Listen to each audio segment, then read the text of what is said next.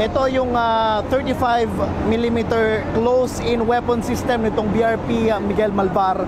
Kaya nitong mag-intercept ng missile sa loob ng 4 na kilometro at kaya nang makadetect ng paparating na missile sa loob naman ng 20 kilometers. So high technology ang gamit nitong weapon system na ito dahil bukod sa computer operated na ay kaya nitong umikot ng 360 degrees.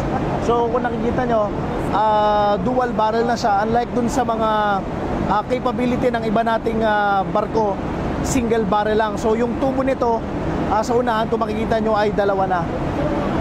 So ito yung secondary gun nitong BRP Miguel Malvar.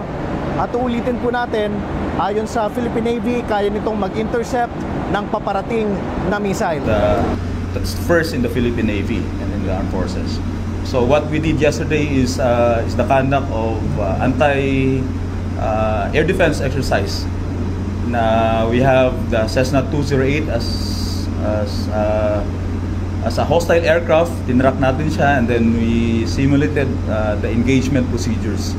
The 35mm unang-una is a secondary weapon system that we can use for asymmetric threats like surface targets, and at the same time we can use it as a close-in weapon system as a last line of defense for incoming missiles. At the same time, pwede din siyang gamitin for hostile aircraft, swarm of drones, and the like na mga threats sa operating environment natin. So, for example, meron tayong swarm of drones using its special ammunition that's designed for that kind of weapon system, yung atom ammunition niya. So, pwede natin siyang gamitin for a swarm of drones na magiging threat sa safety ng mga tao natin, sa mga gamit natin sa barko.